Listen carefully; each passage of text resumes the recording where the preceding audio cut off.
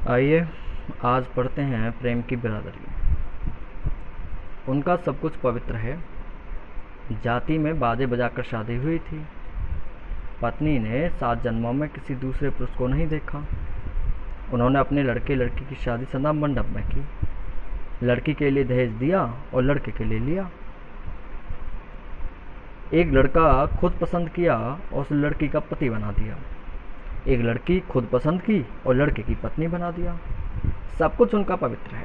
Property है, फुर्सत में रहते हैं, दूसरों की कलंक चर्चा में समय काटते हैं। जो समय फिर भी बच जाता है उसमें मूछ के सफ़ेद बाल उखाड़ते हैं और बर्तन बेचने वाली की राह देखते हैं। पवित्रता का मुंह दूसरों की अपवित्रता के गंदे पानी से धुलने पर ही उजला होता है। वे हमेशा दूसरों की अपवित्रता का पानी लोटे में ही लिए रहते हैं। मिलते ही अपवित्रता का मुंह धुलकर उसे उजला कर देते हैं। वे पिछले दिनों 2 लड़कियों के भागने, 3 स्त्रियों के गर्भपात, 4 की गैर बिरादरी में शादी और 2 पतिव्रताओं के प्रणय प्रसंग बता चुके हैं। अभी कुछ दिन पहले दांत खोदते आए।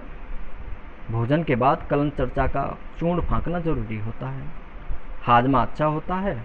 उन्होंने चूर्ण फांकना शुरू कर दिया। अजी आपने सुना, अमुक साहब की लड़की अमुक लड़के के साथ भाग गई और दोनों ने इलाहाबाद में शादी कर ली। कैसा बुरा जमाना आ गया। मैं जानता हूँ कि वे बुरा जमाना आने से दुखी नहीं, सुखी हैं। जितना बुरा जमाना आएगा वे उतने ही सुखी होंगे। तब यह महसूस करके और कहकर गर्व अनुभव करेंगे कि इतने बुरे जमाने में भी हम अच्छे के अच्छे हैं। कुछ लोग बड़े चतुर होते हैं। वे सामूहिक पतन में से निजी गौरव का मुद्दा निकाल लेते हैं और अपने पतन को समूह का पतन कहकर बरी हो जाते हैं। मैंने अपनी दुष्ट आदत के मुताबिक कहा, इसमें परेशान होने की क्या बात है। आपने देश में अच्छी शादियां लड़के भगा करी हुई हैं। कृष्ण ने रुक्मणी का हरण किया था और अर्जुन ने कृष्ण की बहन सुभद्रा का। इसमें कृष्ण की रजामंदी थी। भाई अगर कॉपरेट करे तो लड़की भगाने में आसानी होती है। वे नहीं जानते थे कि मैं प्राण उनके मुंह पर मारूंगा। संभल कर बोले, भगवान कृष्ण की बात अलग है। मैंने कहा, हाँ अलग तो है। भगवान अगर औरत भगाए तो यह बात भजन में आ जाती है। साधारण आदमी ऐसा करे तो यह काम अनैतिक हो जाता है।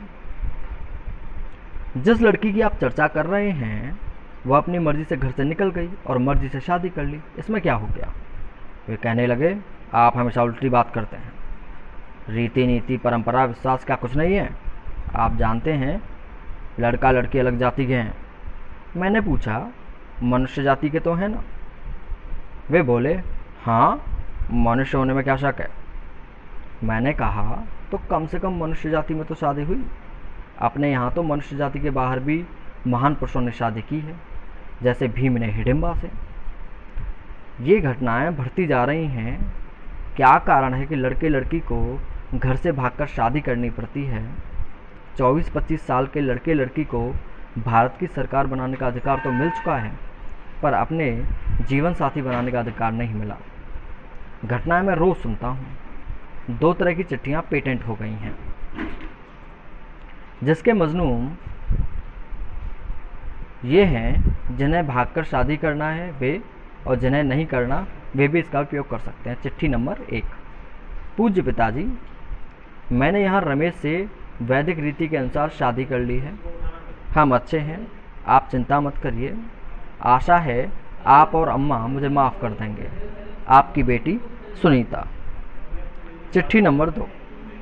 प्रिय रमेश, मैं अपने माता पिता की इच्छा के विरुद्ध नहीं जा सकती। तुम मुझे माफ़ कर देना। तुम ज़रूर शादी कर लेना और सुखी रहना। तुम दुखी रहोगे तो मुझे जीवन में सुख नहीं मिलेगा। हृदय से तो मैं तुम्हारी हूँ। 4-5 साल बाद आओगे तो पप्पू से कहूँगी, बेटा मामा जी को नमस्ते करो। तुम्हारी विनीता। इसके बाद एक मज़ेदार क्रम चालू होता है। माँ बाप कहते हैं वह हमारे लिए मर चुकी है, अब हम उसका मुंह नहीं देखेंगे। फिर कुछ महीने बाद मैं उनके यहाँ जाता हूँ तो वही लड़की चाय लेकर आती है। मैं उनसे पूछता हूँ, यह तो आपके लिए मर चुकी थी। वे जवाब देते हैं, आखिर लड़की ही है। और मैं सोचता रह जाता हूँ कि जो आखिर में लड़की है वह शुरू में लड़की क्यों नहीं थी। माता पिता की भावनाओं को मैं जानता हूँ। विश्वास और परंपरा के टूटने में बड़ा दर्द होता है। जब शेरपा तेनसिंह गौरी शंकर की चोटी पर होकर आया, तब उससे किसी ने पूछा कि क्या वहाँ शंकर भगवान हैं, तो उसने कहा था कि नहीं है। एक सज्जन बड़े दर्द से मुझसे बोले, तेनसिंह को ऐसा नहीं कहना चाहिए था। मैंने कहा, वहाँ शंकर भगवान उसे नहीं दिखे तो उसने कह दिया कि नहीं है। तो वे बोले, फिर भी उसे ऐसा नहीं कहना चाहिए था। मैंने कहा, तब हैं ही नहीं तो? वे बोले, फिर भी उसे ऐसा नहीं कहना था। मैंने उनसे पूछा, क्या आप मानते हैं कि शंकर जी हैं? उन्होंने कहा, यह हम भी जानते हैं कि वहाँ शंकर जी नहीं हैं, पर एक विश्वास हृदय में लिए हैं कि शंकर जी हैं। वे औढ़रदानी हैं। कभी कोई संकट हम पर आएगा तो वे आकर हमें उबार लेंगे। झूठे विश्वास का भी बड़ा बल होता है। उसके टूटने का भी सुख नहीं, दुख होता है। एक सज्जन की लड़की दूसरी जाति के लड़के से शादी करना चाहती थी। यहाँ माँ बाप का जाति प्रथा की शाश्वतता में विश्वास आड़े आ गया। अच्छी लड़की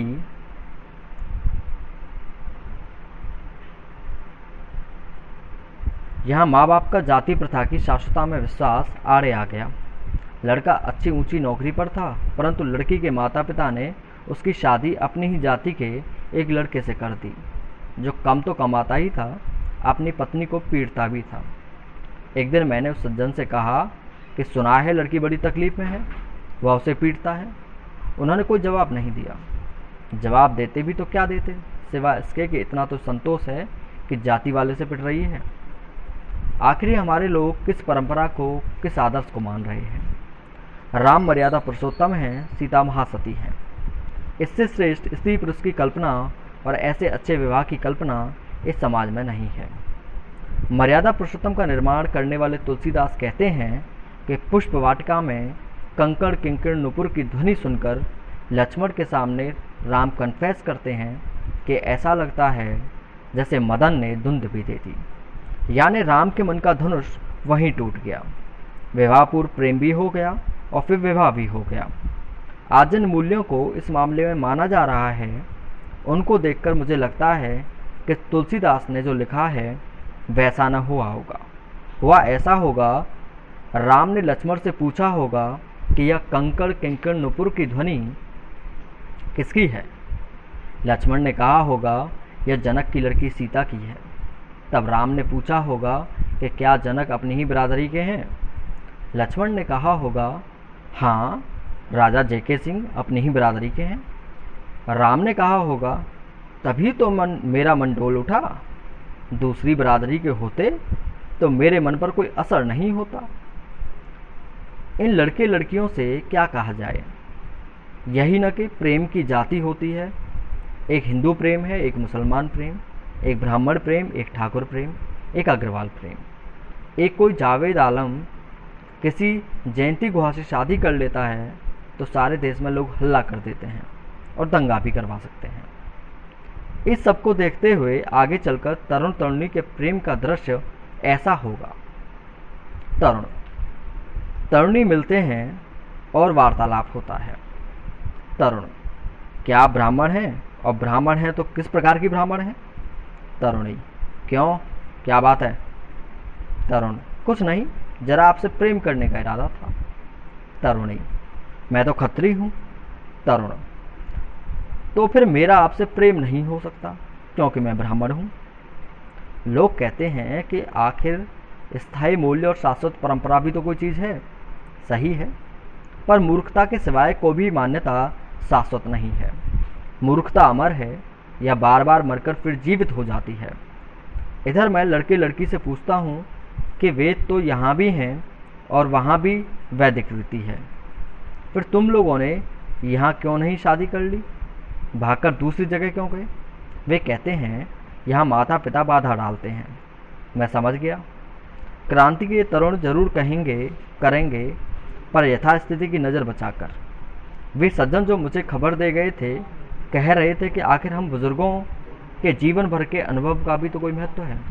मैंने कहा, अनुभव का महत्व? पर अनुभव से ज़्यादा इसका महत्व है कि किसी ने अनुभव से क्या सीखा। अगर किसी ने 50-60 साल के अनुभव से सिर्फ यह सीखा हो कि सबसे दबना चाहिए, तो अनुभव के इस निष्कर्ष की कीमत में शक हो सकता है। किसी दूसरे ने इतने ही सालों के अनुभव से शायद यह सीखा हो कि किसी से नहीं डरना चाहिए। आप तो 50-60 साल की बात करते हैं, केंचुए ने अपने लाखों सालों के अनुभव से कुल यह सीखा है कि रीढ़ की हड्डी नहीं होनी चाहिए। धन्यवाद।